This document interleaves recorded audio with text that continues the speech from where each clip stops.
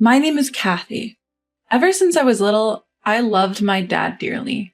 He was the kind of man who always put his family first and himself last. He ensured my brother and I never lacked anything. And he took care of my stay-at-home mom too.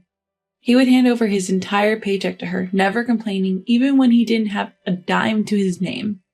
Thanks to my dad, my brother and I lived fulfilling lives. I thought our family of four would continue to live this way forever.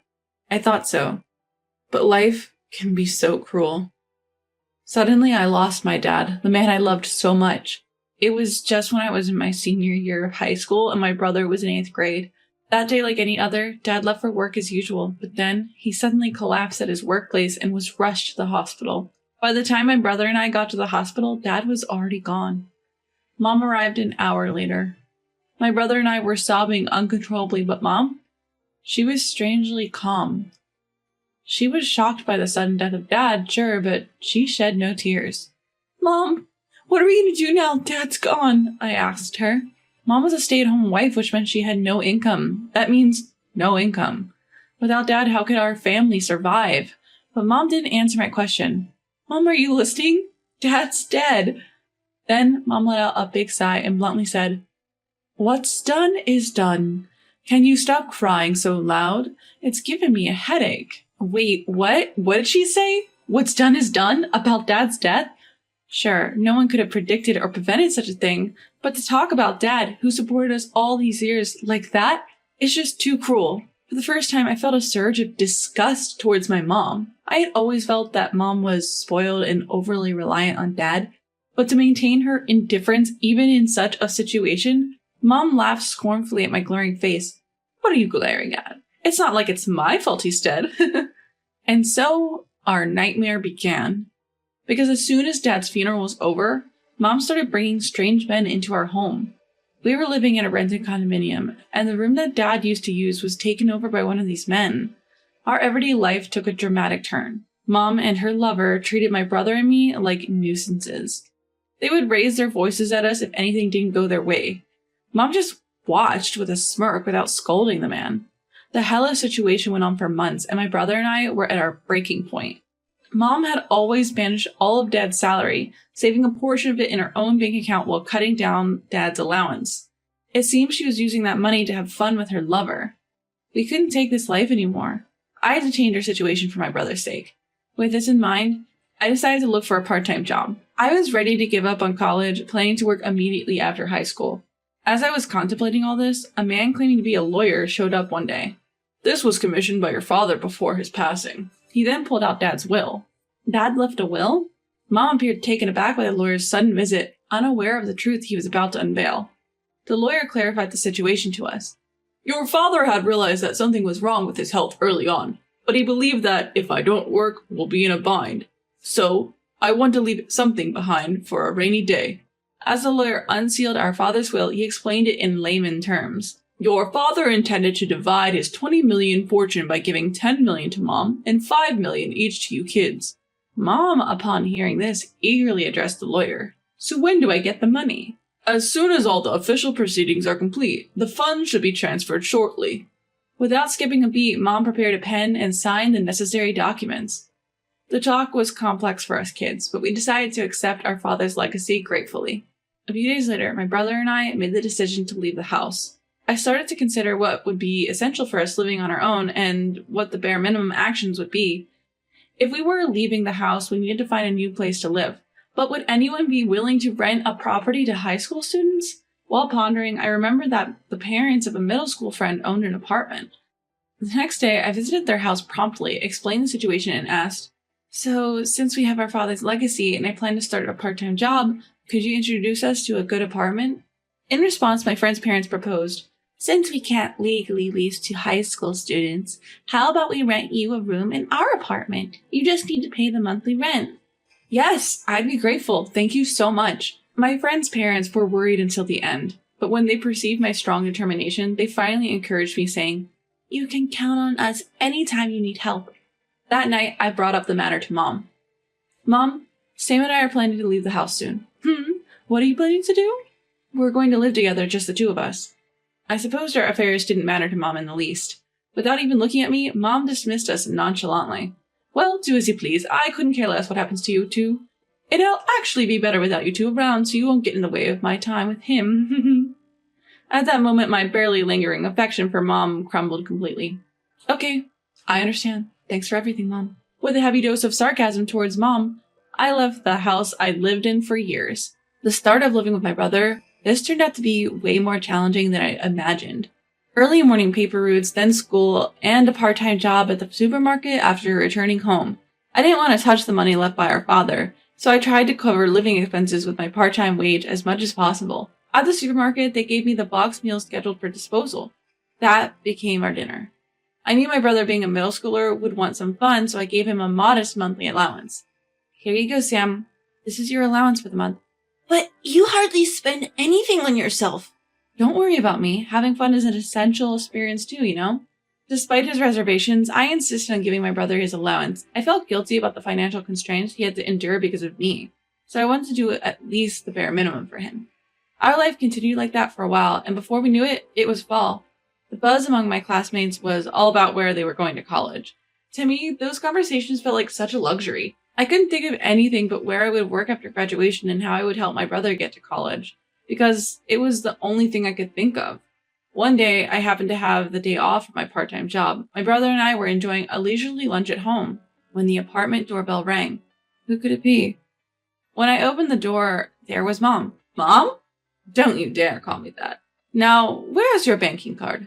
Banking card? Mom suddenly barged in, demanding the banking card, and I was totally lost. She ignored my confusion and shouted at me to hurry up and hand it over. Wait a minute. Why so sudden?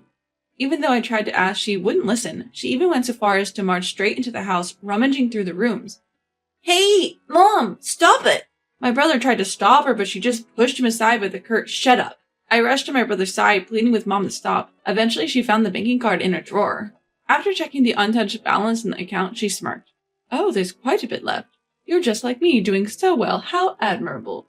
Disgusted, I glared at her, and that must have irked her because she shoved me next. What's with that look? Just do as I say. I'm your mother. She left with our banking cards. I felt so helpless and sank to the floor. Why? After all the hard work to get this far, why does she have to ruin everything again? The peaceful life with my brother that I had finally managed to grab. I worked so hard without even touching our father's inheritance, all for my brother's future. Sis, my brother comforted me as I cried. I felt pathetic for not being able to protect my only brother. Just then I remembered something. The one letter that the lawyer had given me when he visited a while back. He asked me to give this to you without letting Mom know. Open this only if you're in trouble, he said. The lawyer, seemingly aware of this situation with Mom, had discreetly handed me an envelope. Life with my brother had started right after, and in all the bustle, I completely forgot about it. I opened the letter from my deceased father and read its contents. It was an address. It was somewhere far away from where we lived, an area completely unknown to us. However, I figured there must be a reason my father left it. I decided to go to that place with my brother. We got on a plane, and then we took a taxi from the airport. What awaited us was a house with a grand gate, something you'd only see in movies or TV shows. What is this gigantic house? My brother seemed overwhelmed by the sheer size of the house. As we stood there, a burly man came out from the inside. Who might you be? We found a letter from our father. Your address was in it. As we explained the situation, the man began to speak to someone on the phone. After a brief moment, the man changed his demeanor and said, Please come in, inviting us into the mansion. In the great room to which we were guided, an elderly woman was sitting alone. Upon seeing us, she greeted us. Kathy and Sam, right? Nice to meet you. I'm your grandmother. Grandmother? We were shocked, and we couldn't help but exclaim loudly. We had never heard any stories about our father's family, nor did we even know if we had a grandmother. Not just that, but who would have thought that our father's childhood home would be such an impressive estate? Since you've come, does that mean my son has passed away? Her son, that is, our father. I gave a small nod to our grandmother. Interrupting me, grandmother took out a large bag and handed it to me. This is something your father left with me. He said if they ever come to visit, give this to them. When I opened the bag, it was packed with countless bundles of bills, the likes of which I'd never seen before. Ignoring our surprise, grandmother began to explain. We had a falling out a long time ago, and for a while we didn't talk at all, but about a year and a half ago he suddenly showed up and left this bag. According to her, our father's family, in other words, our grandmother, was part of a long-established gang.